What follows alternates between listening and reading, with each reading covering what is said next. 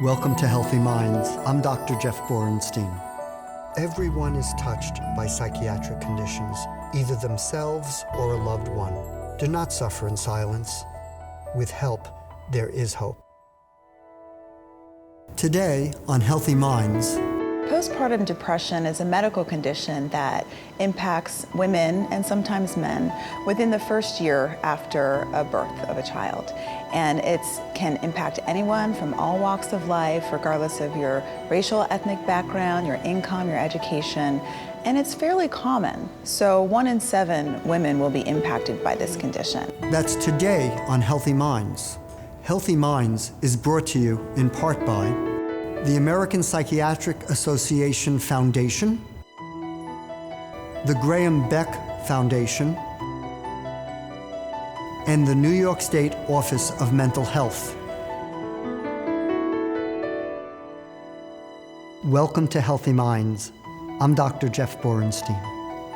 A new baby is a joyful and a challenging time.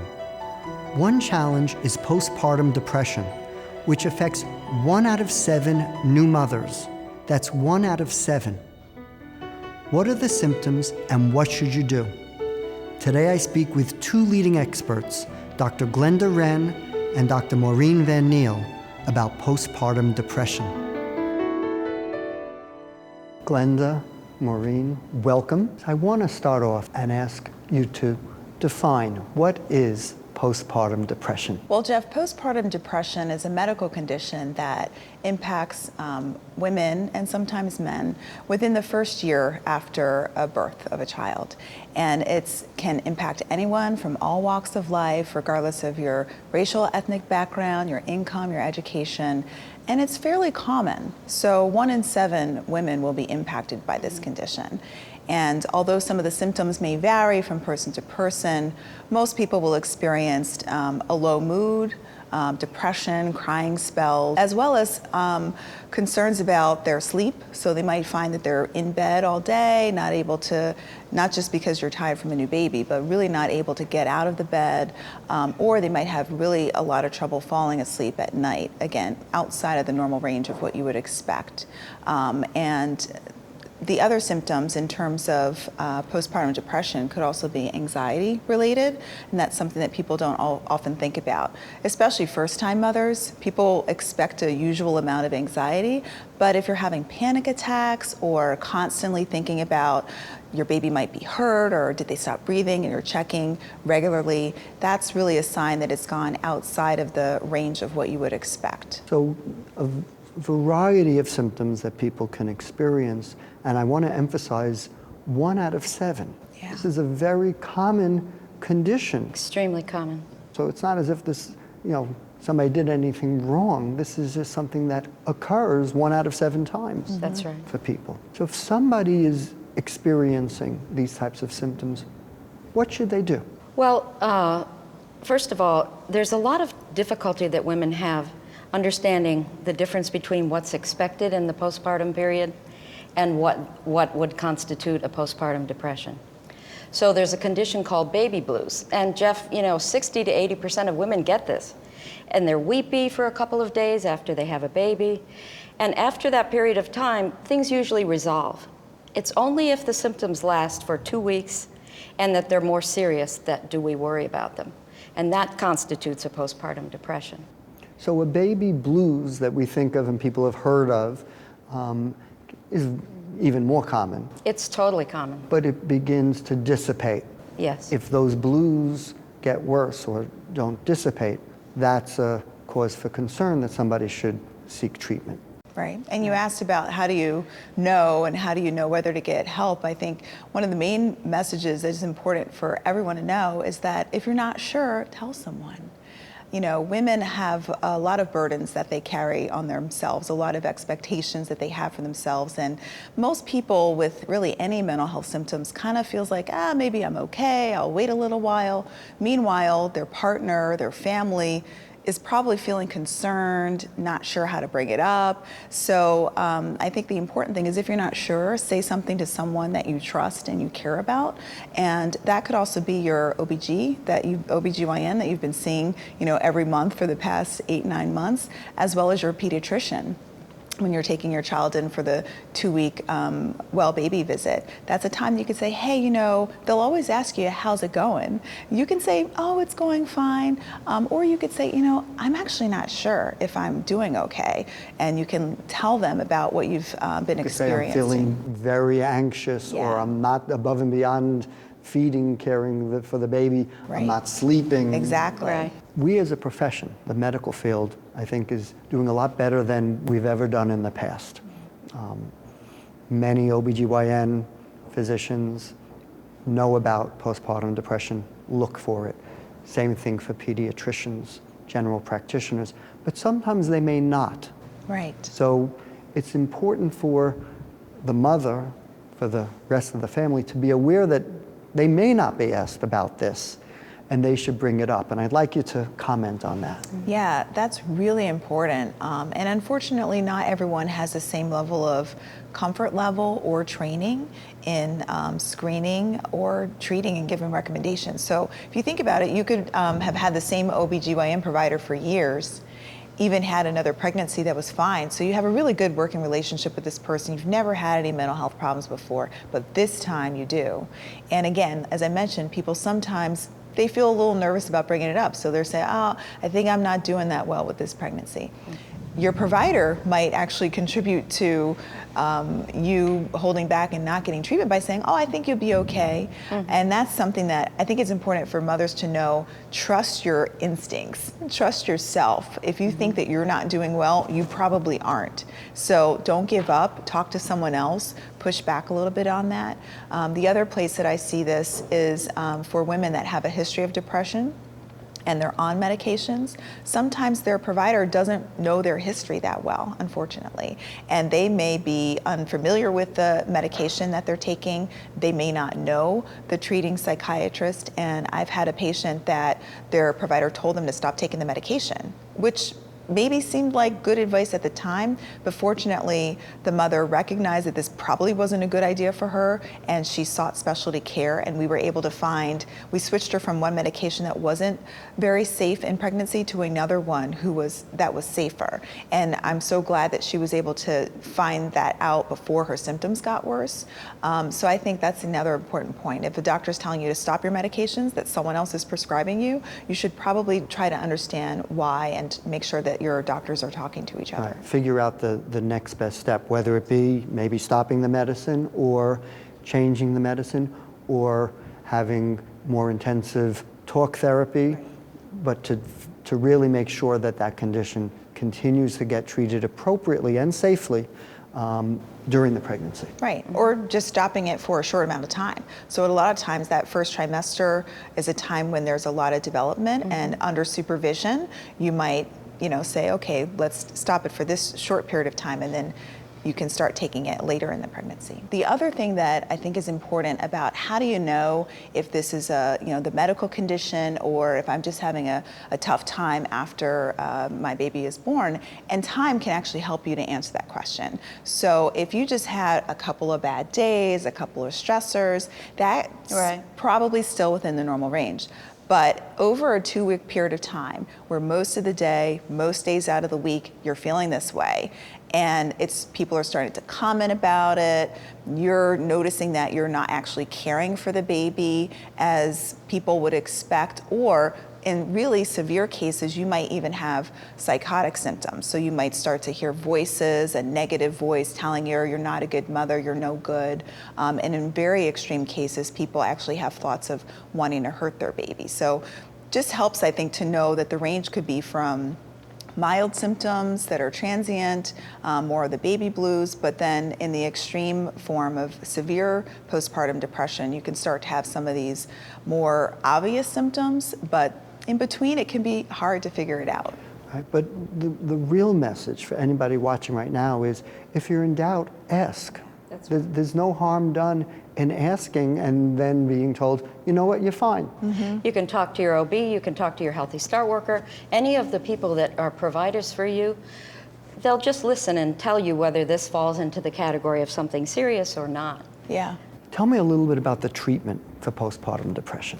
Well, Jeff, the treatment for postpartum depression is going to vary depending upon the severity of the symptoms, right? So if it's a mild postpartum depression or moderate, that range, that's when your provider is going to maybe talk to you more about therapy, talk therapy. There's specific kinds of therapy that can help you to address negative thoughts or unhelpful patterns of thinking and behavior that you can change. Other behavior modifications like going back to exercise, changing what you eat. That's important in all stages of severity, but might be sufficient in and of itself if you have mild to moderate. Making those changes could help relieve the situation. Right, and you might not even have to be treated by a specialty mental health provider if you have mild or moderate symptoms.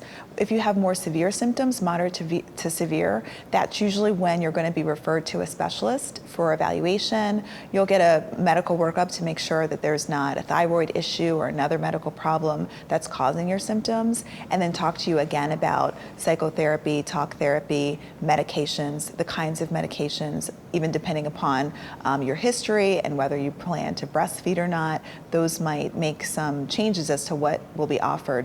But the majority of people who have postpartum depression are going to be able to be treated on an outpatient basis with talk therapy or medicine or a combination of the two. Right. The other thing that is very important in the treatment is support groups. Yeah. There are great support groups for mothers postpartum and also for dads. But sometimes just being in a support group where the issues are addressed is enough to help a person. But again, it's supervised by a mental health professional, so they can keep an eye on how things are going and whether that's sufficient. But there are some excellent online resources and excellent support groups for people to make use of. Right, because I think people often think that no one else is going through this. That's right. And they're alone. That's right, and that's part of the isolation. Yeah. So knowing that there are others living with this and getting better Exactly. makes a big difference. Yeah. Yeah. Fortunately, treatment is available and the treatment works. But for someone who doesn't seek that treatment, there's negative consequences not only for the mother, but ultimately for the child. And I'd like you to speak a little bit about that. So we're talking about a negative effect on social development, learning, cognitive development, emotional development, and behavioral development. All of those areas can be affected by this condition if it's untreated. That's why it's so important that we talk about it so that people can get the treatment, because it becomes a public health crisis to have so many women undiagnosed, untreated, and to have this affecting their children all the way into their adolescence. So the mother should seek treatment not only for themselves, Absolutely. but for the benefit of their child. Exactly. Often people do have a hesitation seeking help, and sometimes that can be exacerbated by cultural or other issues, and I'd like you to speak about that. Yeah, Jeff, well, we know that certain minority populations have an even higher risk of postpartum depression. So if we're talking 1 in 7 in the general population, it can be as common as 1 in 5 in certain minority populations.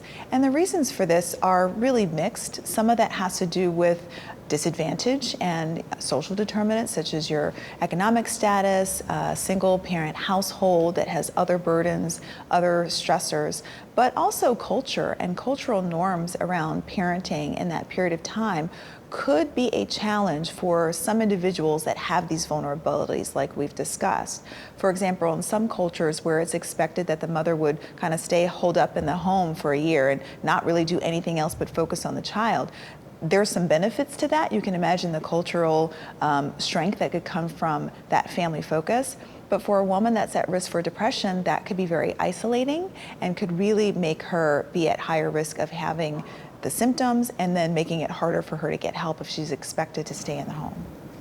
So for people who may come from a disadvantage due to economics, may come from a culture that is different than the broader culture in our society, people who are minorities, they may be at higher risk and they should be aware of that Their loved ones should be aware of that so that they're ready to seek the help that they need. Right, and usually these individuals can get care in their postpartum care in even public facilities that have special programs like centering pregnancy. It is an example of a really fantastic program that helps build coping skills and strategies throughout the pregnancy that could help decrease the risk that they would have postpartum depression. So making sure that you're being proactive, I think, is important, and starting out the support groups throughout the pregnancy. Those are some things that even if you don't have a lot of resources, you can be proactive to try to shore up your supports and increase your chance for being resilient. So if somebody's having this isn't because they're a bad person. This is because they have an illness, and it's so severe at this point that the symptom of the illness is thoughts of harming oneself or harming the baby. And it's an emergency, just like a heart attack is an emergency, get treatment immediately. Right. You know, even sometimes people haven't used their social supports as much as they could.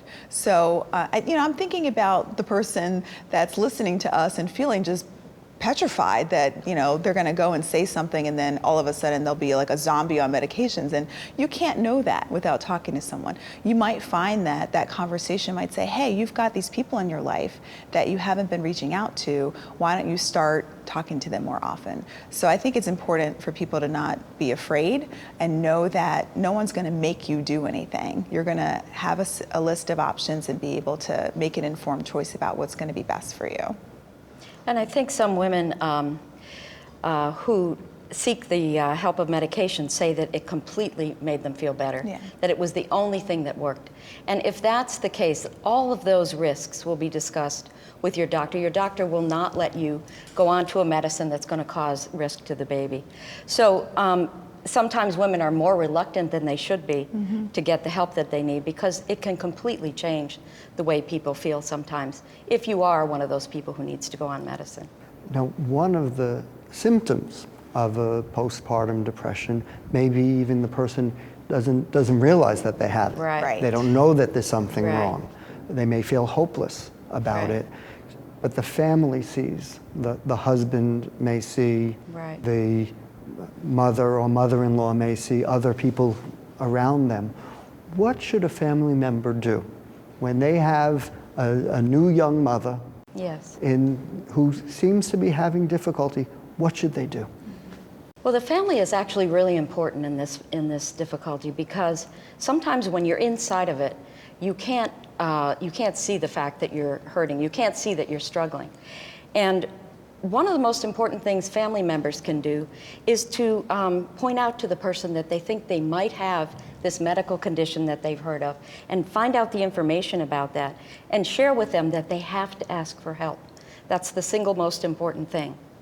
But the second most important thing is that, supporting somebody with a compassionate stance, like a male partner or a loved one could do, goes a long way, Jeff, to having a very powerful effect on affirming the fact that this is a condition that is not under the responsibility of the woman who has it. It's something that happens to her. She can get treatment for it, but it's not her fault, and it doesn't mean she's any less of a mother for having it. And so the family can reinforce that position, I think, with them. And offer reassurance, I think, as well. Sometimes it can be hard to get that conversation started. You don't want to kind of jump out with a pamphlet of, I think you might have this. I think sometimes the best first step is just saying, I'm worried about you. I'm concerned about you. I see that you might be having a difficult time, and I'm really concerned. Tell me what's going on. And that might be the environment that allows a mother to feel comfortable letting down those guards and that typical mask that new moms carry around to say, I'm really glad that you asked me, because. So that's getting the conversation started and just feeling comfortable that they don't have to know all the answers. The most important step is partnering with the person that you care about and helping to get them to that next step, and being with them, walking them through the process. Supporting them to get the help they need. Do we understand what causes this? Because it is common, 1 out of 7. Why does this happen? The total answer, Jeff, is not known. But of course, it's thought to be caused by a change in brain chemistry. But that change in brain chemistry can result from a variety of different causes. And what they've found, the one thing that they've found in the research is that some women might be a little bit more sensitive to the changes in hormones that occur during the course of the pregnancy. Of course, you know, things like progesterone and estrogen, they vacillate a lot during the course of pregnancy and especially after birth. And they're thinking that there might be that some women have a particular sensitivity to that, and that might play a role. And then if you add other stressors beyond what you would normally expect on top of that vulnerability, that's often what will have a person go on to have the condition. So, for example, if you are having a multiple birth, you know, that's joyous, but twice of the amount of hormonal changes. More than twice. Exactly. More than twice the amount of work. Right. You know, if you have had medical complications, that's both a stressor, but also could impact some of your normal stress mechanisms in your body. Or if something's wrong with the baby and, you know, you have more anxiety than is usual. So those are some of the things. Even having an unplanned pregnancy, and then now you're faced with managing what you hadn't planned for. Maybe you have mixed feelings about the birth. Those are examples of the kinds of extra stressors that could be enough to trigger a depressive episode. If somebody experienced the postpartum depression with their first child, are they at greater risk the next time around? Definitely. In fact, that's really important as we talked about getting treatment. So if you've had a history of depression just without being pregnant one time, normally a provider might say, well, let's treat this now. And there's a good chance that maybe you don't even have to be on lifelong medications. But we know that after that second and that third episode, now you're talking about a chronic condition. So similarly, if you've had one episode of postpartum depression and that's it, your provider's going to be on the lookout. You're going to be having conversations throughout the process, and they're going to be very aggressive at treating symptoms when they occur, or maybe even having something preventive that they recommend. But if you're on your third child and you've had postpartum both times, it's a high likelihood that it's going to happen that's again. going to happen. And then the flip side for people to be aware, if you have a child and didn't have a postpartum depression and now you have another child, it's still possible that this time you may get it, so you should be alert to that. Absolutely. You're likely going to be older than the first time that you had a child. Your social circumstances might change, and it's stressful to be a parent. So you have a toddler at home and you're pregnant again. Those are, you know, I think it makes sense to people how once you have more than one child, your life circumstances would change. So I think that's a really good point, that you have to be on the lookout, and it's best to catch it early. If you catch it early, then you have a wider range of treatment options. If you let it go, it can really be a frightening condition that requires very aggressive, intensive treatment. Because the challenge is, we all think this is the time, and it is a time of great joy. New baby is in the family, but it also is a very stressful time. It's a change in the dynamics of the family. It's a lot of work. It's a hard time. You know, something we actually haven't talked about yet that I think is important is that you can have postpartum depression after a miscarriage. And that's something where I think a lot of women also get lost because they haven't had a child, but that's still a stressor and they're still vulnerable for that. Right, the stress of the sadness of the miscarriage, and then the hormonal changes adds to that. Yeah. Right. I think it's an important thing to bring out and for people to know about, so that they themselves or they encourage their loved one to speak about this with the OBGYN, primary care physician, to get the help that they need. Yeah, and if you haven't been to see a psychiatrist or a therapist before, it can be kind of intimidating. So one thing that helps with that is talking to your OB, because they probably have a network of specialists that they refer patients to that are comfortable. Sometimes, you know, not every psychiatrist is as comfortable taking care of these conditions. So that's another reason to not try to go at it alone, to seek help with a specialist. That might be hard for a lot of people. In conclusion, what do you have to say to a young mother out there right now, or their family, who are concerned they may be going through this? What are you saying to them? I would say that there's hope, and you're not alone, and you're not the first person that has gone through this before. So don't be afraid to tell someone that you trust that you're having a hard time. And it'll be okay as long as you get the support that you need and the help that you need. thank you both for the work that you've done in this area, your leadership in this area, and of course for joining me today to share this information with the public. Thank you. Thanks. Thank Jeff. you so much, Jeff. If you're a new mother and are feeling overwhelmed with anxiety or depression, seek help.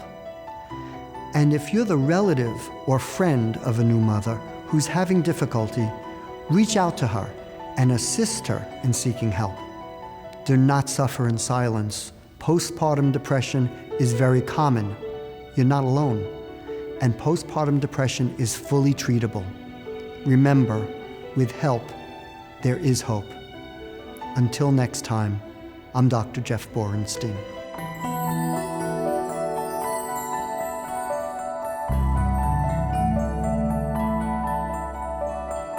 Do not suffer in silence.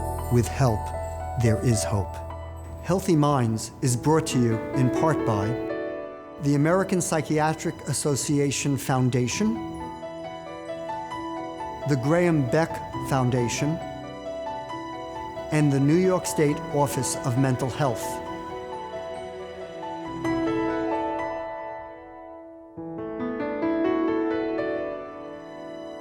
If you would like to watch our expert interview in its entirety, log on to bbrfoundation.org/healthyminds.